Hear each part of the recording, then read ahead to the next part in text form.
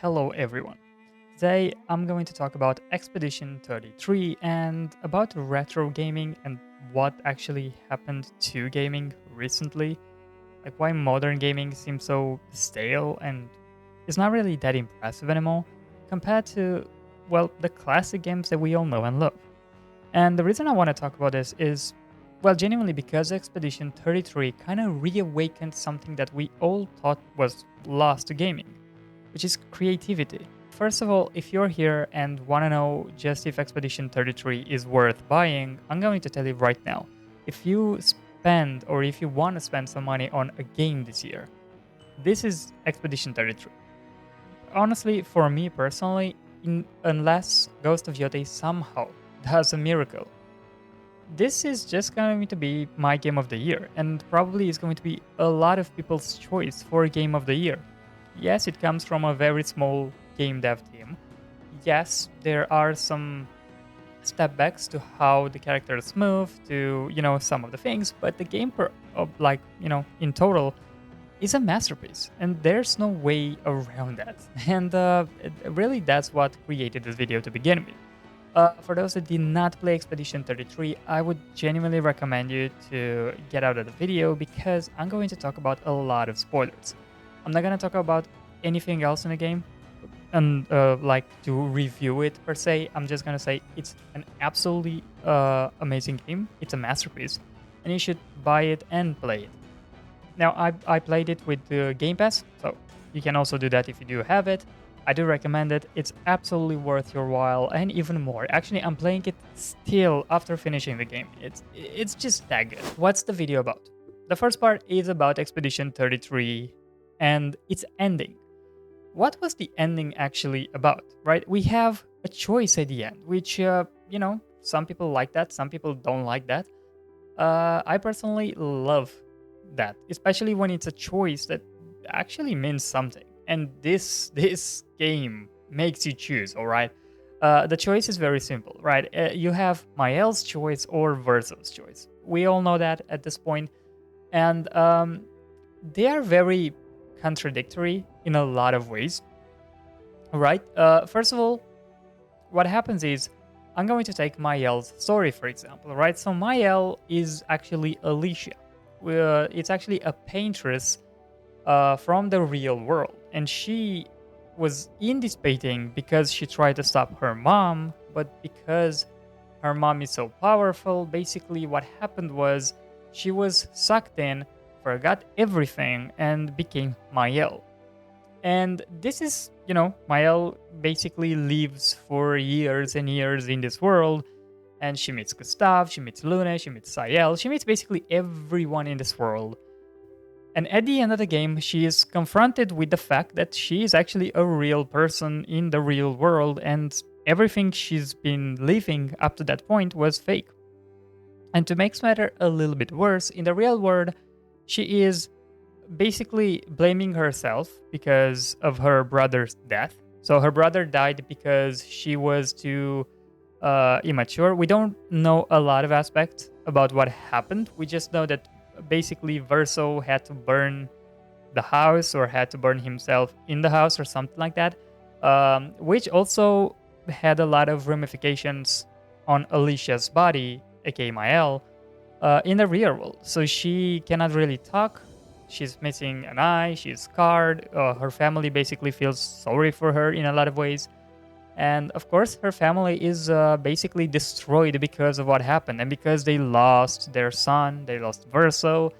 Their mother is basically trying to keep staying in Verso's painting. So we know that Expedition 33 is actually taking place in the last picture that Verso ever started, and that's actually not picture, sorry, painting, and that's actually the most interesting probably part of the story because it makes you see that the whole story is about grief and how people deal with it.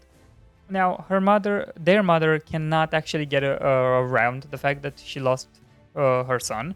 So basically, she wants to keep that painting alive because that contains the last remaining part of Verso's soul, and she just does not want to let it go. She does not want to get over it, And Alicia actually falls into the same category. The thing is, Alicia does realize, you know what, I'm gonna refer to Alicia as Maelle from now on, just to make things a little more clear. Maelle basically just wants uh, to stop her mom from doing that because she knows her mom will die if she continues that, and it basically ruins their family. However, Maelle wants to do basically the same thing. After she gets their mother, she and her father, Renoir, gets their mom out of there, she just wants to basically get stuck in there as well because she says she can control that. She's going to be alright. She just wants to stay there for a while until she actually gets away from everything. And that was it. And that's where kind of Renoir is like, that's not a good idea. Your mom taught me that it's a very bad thing to stay in a painting for a long time. And it's obviously, he realized that it was becoming an obsession for them. It was an addiction. And I've seen a lot of people on the internet talking about why Maelle is right or why Verso's right, but honestly, everyone that was talking about it, for some reason, were kind of avoiding two key aspects for both characters, right? For Maelle, everyone was kind of talking about how Maelle just wanted to have her friends around. She just wanted to have, Gustave, Lune, Sayel, everyone that Verso created to still be alive. Because theoretically speaking, they were conscious persons. That was a whole living world. So she wanted that to live like Verso wanted to in the beginning. But the problem is, there's one more aspect of Maelle that people seem to kind of get over very quickly or not mention at all, and that is her obsession with actually having a normal life. Again, the fire that basically did all the damage to her family did the most damage to her, right? She became scarred, she cannot talk, and she does not feel like a normal person anymore. And because of that, she just wants to get away in a world where she does feel normal again. And I mean, that is very, kind of okay if you stay to think about it. She doesn't hurt anyone. The only person that would get hurt would be her. And she's very happy to just live a normal life with her friends, which is actually quite cute. However, we have to also see the things from another perspective, and that is Verso's. And this is where Verso kind of comes in.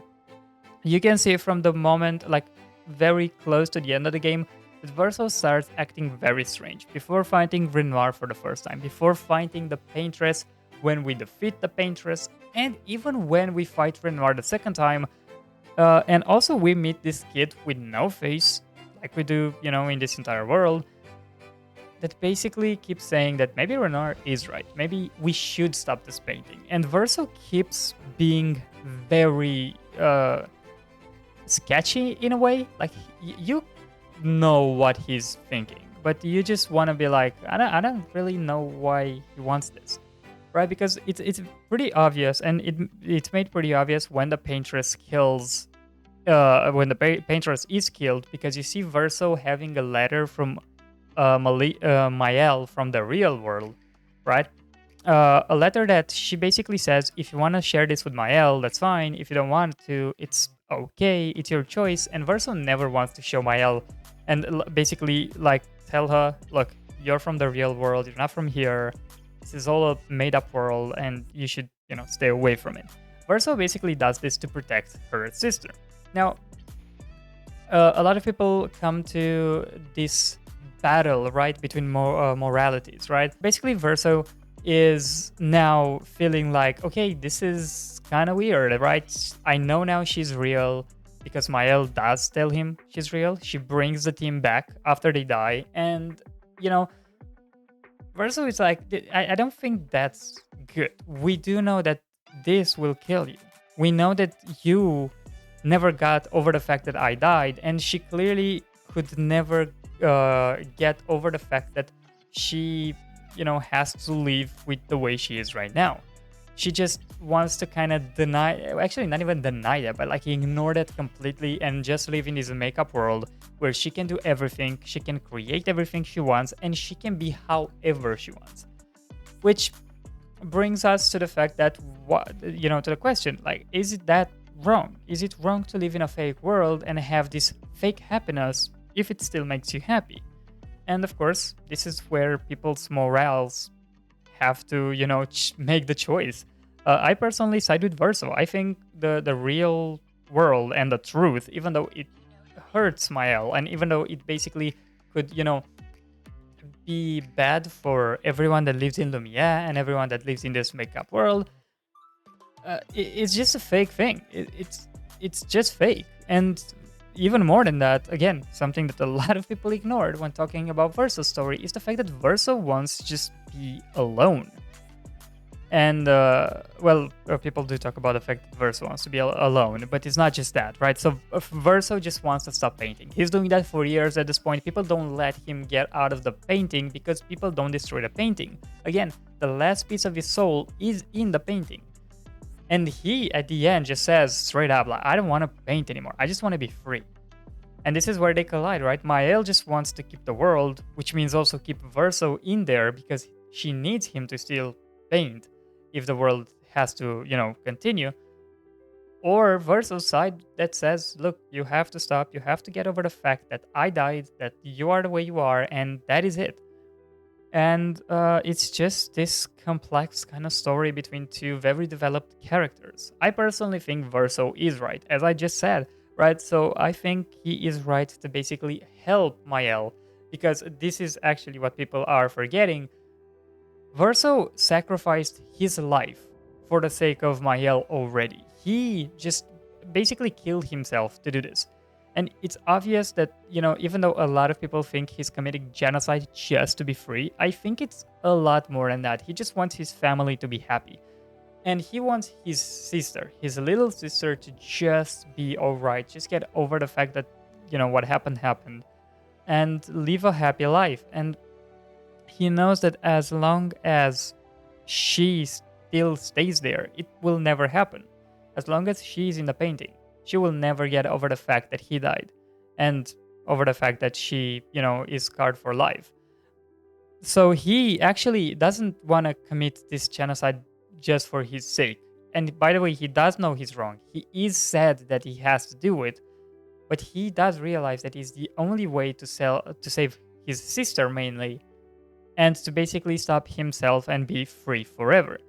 And one thing that I genuinely think it's so interesting when you do play. So I played the version where Verso wins, and it's very, very funny that when Verso does win, CL basically will be like disappointed in your choice, right? She does clearly understand why you had to do that, but at the same time, she basically made you promise you will help her bring her husband back. And Verso again does whatever he wanted.